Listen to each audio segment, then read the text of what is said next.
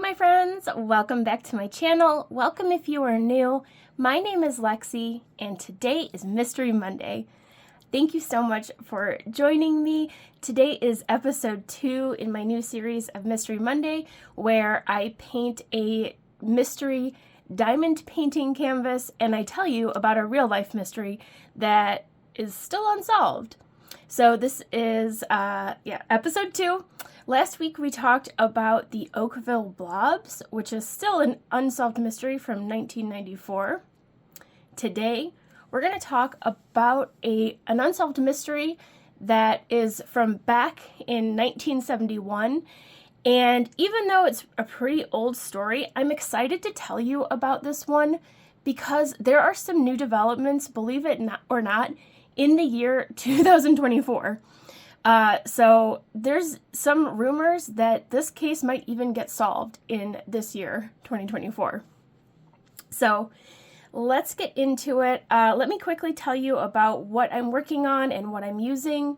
So this is a full crystal rhinestone mystery kit that I got on Aliexpress. I'll link it down below. I'm using a drill tray from Cat Proof Diamond Painting Trays. I'm using a pen from Butterfly Effect Wares. I have some Putty in my pen. This little flashing trinket tray is one that I made myself. And I have a storage container that I got on Amazon. So let's get into it. Last week we worked on square 10 that I just picked at random. This week I'm going to draw a number to work on another random square and we'll get started. So I have no idea what this canvas is. Last week when we worked on it, we got a star and then just kind of an abstract blob here. So I'm not quite sure yet what we're working on. Okay, let's see what number. Number 6. Oh, we're going to be right next to number 10. Okay, it's number 6 there. Alrighty, so let me remove the release paper and we'll get started and we'll get into the story.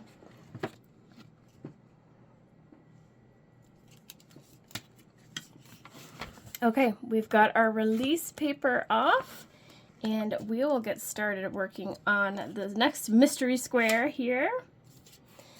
So we will get into our mystery case that I'm going to tell you about. This is the story of D.B. Cooper.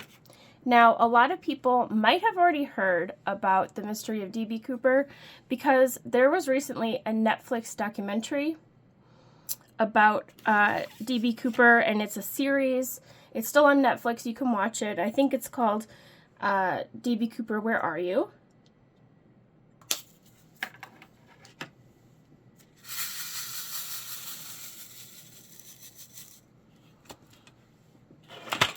So, the D.B. Cooper case is one of the most famous unsolved mysteries in the whole history of criminal investigations. It is one that has left people just questioning everything, and there's so many different sides to the story. So I'll give you a detailed summary of what happened and a lot of the different theories, and I'll give you an update about what they have found more recently in the investigation about D.B. Cooper. So on November 24th, 1971, a man went to the airport and he used the alias Dan Cooper. So this is how he became known as D.B. Cooper. That is not his real name, so that's not the actual identity of this man, but that is what he is referred to as D.B. Cooper. So he went to the airport and he got on board of Northwest Orient Airlines Flight 305. And it was a Boeing 727. This was in Portland, Oregon. Now, he was described as being a middle-aged man, and he was wearing a suit, he was wearing sunglasses, and he was carrying an attaché case. which back in the 70s, it wasn't too uncommon for people to get dressed up to go to the airport and get on an airplane. Now, in the year 2024, you don't see that as much unless it's people traveling for business. Now you see everybody like in their sweatpants and pajamas at the airport, but I think back then more people got dressed up to travel. But anyway, he was dressed up nice. He was wearing a suit and tie. He was wearing sunglasses, and he had his briefcase with him. So he goes to the airport, and he gets on this flight, and he's using an alias, Dan Cooper. So he gets onto the plane, and there are things that they note about him because obviously there's witnesses such as the flight attendants and flight crew. He's drinking bourbon and 7-Up, I believe, which was a popular drink back then. And he was smoking. And back then you could smoke on planes. You can't do that anymore. And I believe that the brand of cigarettes that he was smoking was kind of a posh brand of cigarettes. I believe it was Raleigh cigarettes, which was kind of more of a high-end cigarette. So it's kind of putting in people's minds that maybe he was more well-to-do, not just like a low-tier criminal. And I say criminal because what happens next is he does commit a crime. So during the flight, DB Cooper hands a note to the flight attendant, and he attempts to hijack the plane, okay? So he hands a note to the flight attendant, and he claims to have a bomb. He reveals that his intention is to actually hijack the plane. And he shows the briefcase to the flight attendant. The briefcase actually has wires and like red sticks inside of it. And he shows this to the flight attendant. And, they ask him what his demands are.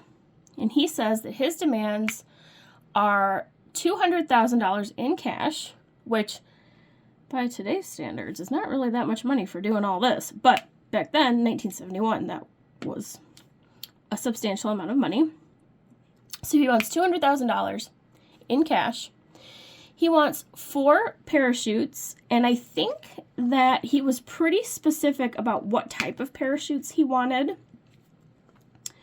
which suggests he either did his research or maybe he's very knowledgeable about parachuting. And he wanted a fuel truck standing by in Seattle when they land. So they get on the air with air traffic control and the appropriate agencies that are going to handle this hijacking and the ransom that he's demanding. Now, according to the research that I did, DB Cooper is actually the first person in U.S. history to ever have attempted to hijack a plane for ransom. So, it's kind of a crazy, concept when you think about it, because you have to get on the ground to get the money. There's just, so many things that could go wrong. It is really a wild plan when you really, really think about all of the logistics necessary. So, they communicate to, air traffic control and all of the authorities what the demands are, and the authorities actually do comply with his demands, okay? So they get the parachutes, the briefcase of money together, and they have it ready to go in Seattle. One of the things that I watched, I believe they said that the bag with the ransom money in it weighed about 23 pounds. And I can't remember exactly what denomination of money they said it was in, but yeah, it weighed 23 pounds. So it's this large bag of money. They get it all together and they have it delivered to the plane.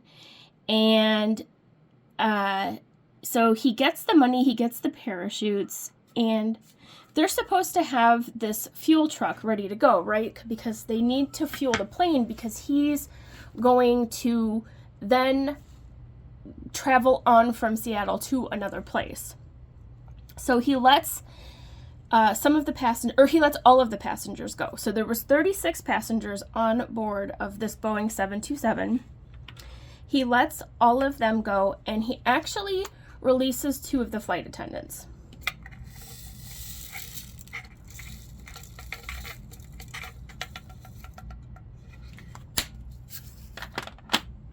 So he lets the passengers and 2 of the flight attendants off of the plane, and he retains the rest of the crew members on board because he needs them to fly the plane onwards. So he tells them that he wants to go to Mexico City, and he demands that they fly at a very low altitude. I think it was 10,000 feet. I could be wrong about that. But he tells them to fly at a very low altitude at a very low speed. Again, kind of indicating that maybe he knows a lot about aerospace type of stuff. He demands to go to Mexico City. The pilots tell him, we actually don't have enough fuel to go all the way to Mexico. You can go to like Reno or Phoenix. I think they give him the opportunity to go to. Pick where you want to go. And I believe he chose Phoenix. So they have the Air Force. They have jets following the plane. So they have Air Force following him. But the problem is that at this very low altitude, the jets cannot maintain that low rate of speed. They need to go faster. And so they actually can't follow behind and flank the plane like they had planned to. And that makes me wonder, did he know that? Is that why he forced them to go at such a low rate of speed? Or, it's really weird. So anyway, they start to fly south from Seattle, and all of a sudden he gets up out of his chair. They're actually not anywhere close to their destination because this happened over the southwestern part of Washington State. So he gets up out of his chair. He goes to the rear stairway on the Boeing 727, and he opens the rear stairway. Now, from what I read back in the 1970s, this airplane had an unsecure rear door where anybody could open it, and it's not like that anymore, but it used to be that it could be opened by anybody. So he goes to this rear stairwell door.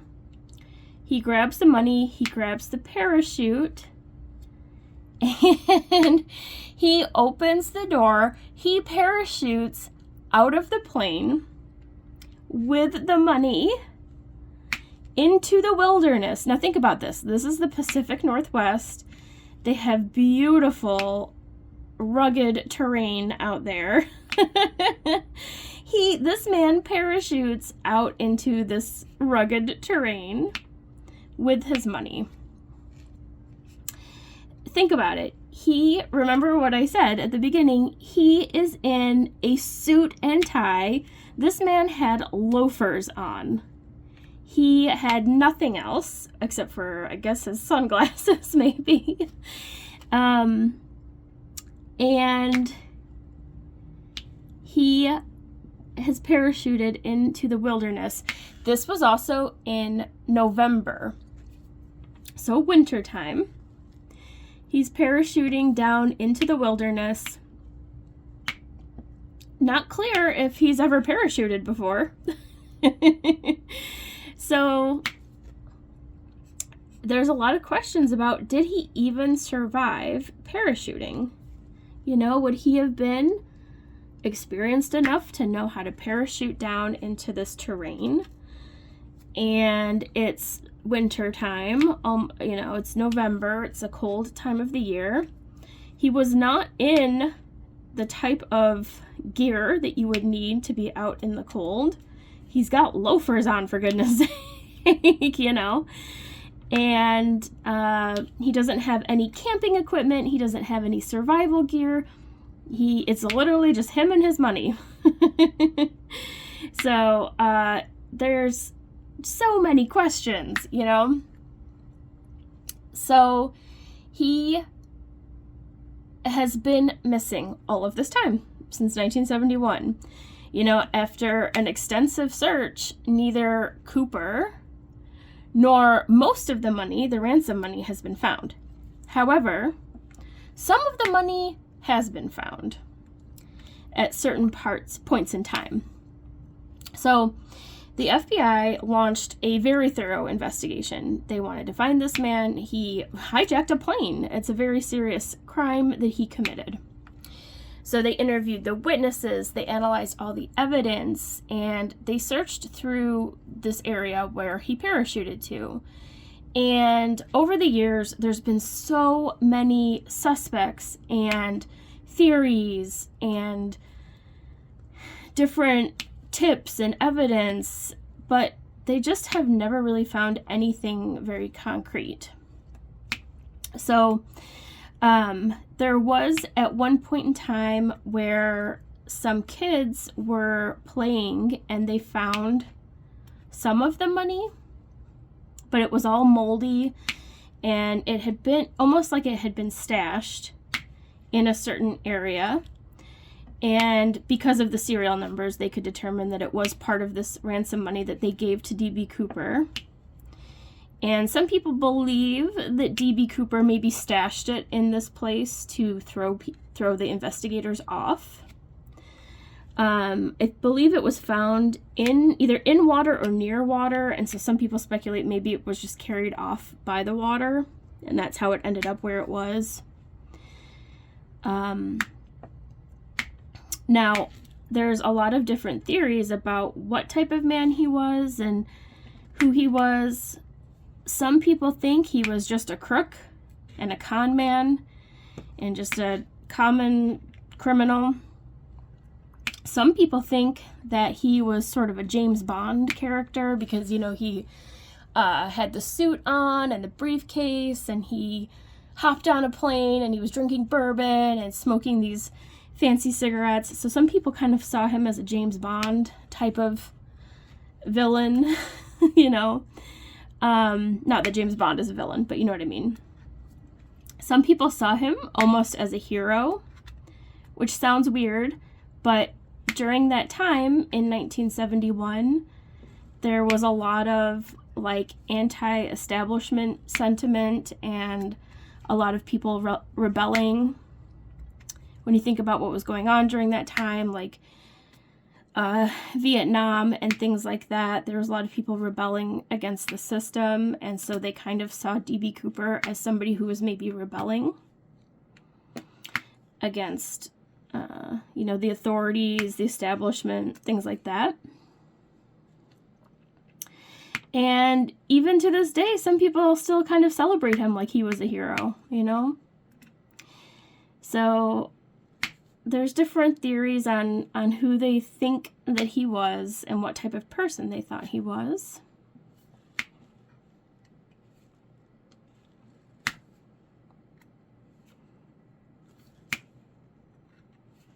There was some speculation that perhaps he was actually an employee of the Northwest Orient Airlines.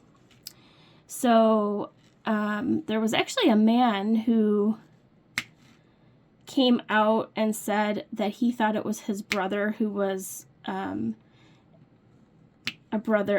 he was an employee of Northwest Orient Airlines, and he really didn't have any evidence. He just said, you know, I think it's my brother, My brother is kind of like disgruntled and just kind of seems like something he would do. But they investigated that person, and I don't think there was any, evidence to suggest that it really was him. And, out of all the tips and leads that they got, they've just never really found anything conclusive, and they don't really even know if he survived the parachuting. But they also never found a body or anything like that. Now, they've recreated the jump with expert parachuters to see, like, what is the likelihood that he would have survived this out here and things like that. So that's interesting. But, just none of it has led to anything definitive at all. His identity, his fate, the location of the rest of the money, it all remains unknown. But the case continues to captivate people, and especially people who might be amateur sleuths or web sleuths, they still investigate this. They still look for clues. They still investigate potential leads. The FBI, however, they actually officially closed the case in 2016, and they just consider it to be one of the greatest unsolved mysteries in American criminal history. So the FBI is not actively working on it anymore, but other people are. And there will be some occasional discoveries. They'll find some of the bills, which is so interesting. That tells me that money made it out of the forest where he had parachuted, the area where he had parachuted somehow. So they do find the money matching the serial numbers from the ransom money. But they just haven't really found too much else about his identity until now. So there's been like all these different theories about who D.B. Cooper is. Recently, so remember I said he was wearing a suit and tie. He had taken his tie off, and so they actually have the tie to analyze and try to get clues from. And the thing about a tie is it's an item of clothing that doesn't get washed very often. You have to dry clean ties. It's not something you just throw in your washing machine. And so it's one of those things that you don't wash every single day. You wash it occasionally. So it picks up particles and lint and fibers and other things from your environment.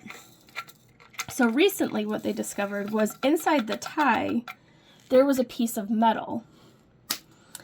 And they've had people analyzing this piece of metal that was in the tie. And it was this weird kind of like, I think they described it as being like a braided piece of metal. And it was a highly specialized type of metal, the way that it was manufactured. And they were actually, it's like this highly specialized metal. So they were able to trace it back to a factory in Pittsburgh. I believe it was called Crucible Metal, or Crucible Steel maybe. And this factory made steel parts for Boeing back in the 70s. So there's a lot of theories that the person who did this actually worked at Crucible Steel and worked on Boeing parts, right? And they actually had somebody who worked at Crucible Steel that was actually in Seattle or in Portland, Oregon, that area during that time period where this all happened. And so they really think that that could be the person who did this. However, the FBI is not investigating this. They're not gonna do anything further with it. They just consider it to be a closed case. But there's a lot of people that really think that it's so close to being solved now that this could be solved this year.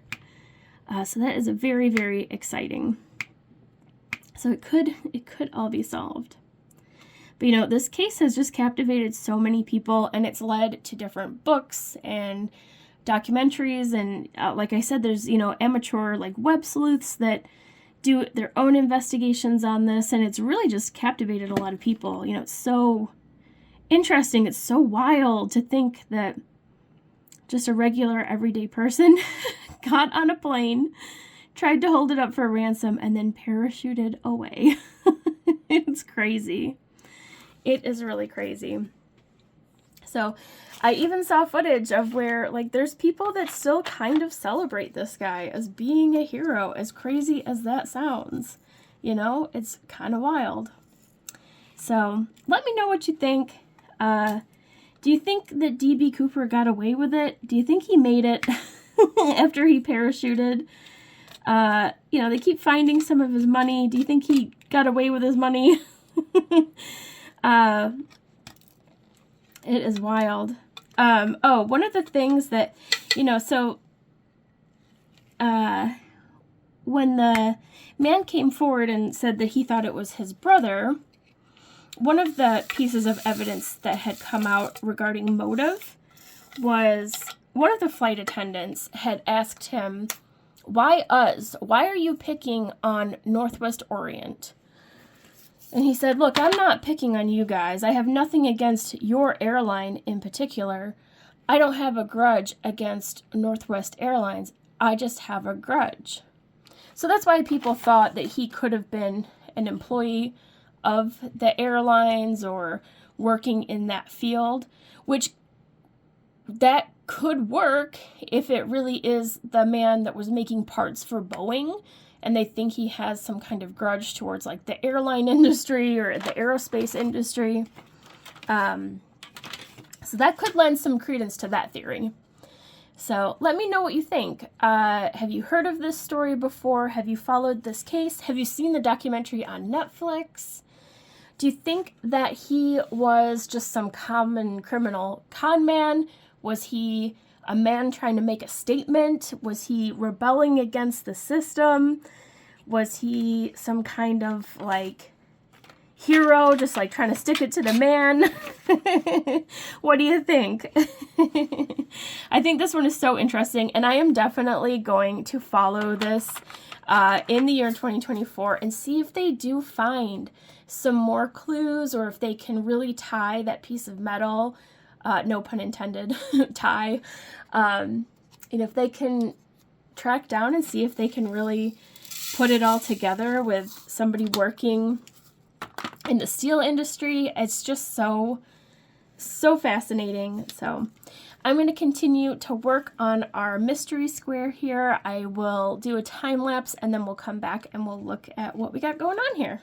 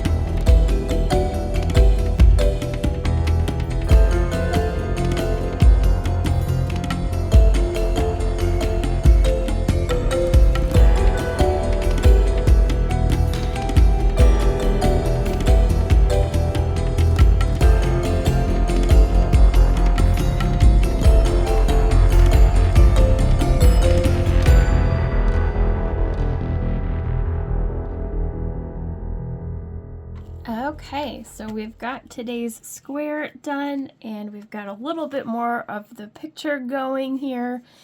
And I don't know, what do you guys think? Can you tell what it is yet? Kind of a weird shape. So we've got some stars here from last week's. There's one more little star here. There is kind of this like fin shape up here. It almost makes me wonder, like, is this a rocket ship or a meteor of some type? Because there's like this little flame on the back. I'm not sure. So we'll have to keep working on it and find out what it is in the future. So tell me what you think it might be. Also, tell me what you thought about the mystery of D.B. Cooper. Do you think he lived after he jumped out of the plane? Do you think he's still alive today? Do you think he got away with some of the money? Tell me your thoughts down below. Thank you so much for watching Mystery Monday, and I'll see you in the next one. Bye!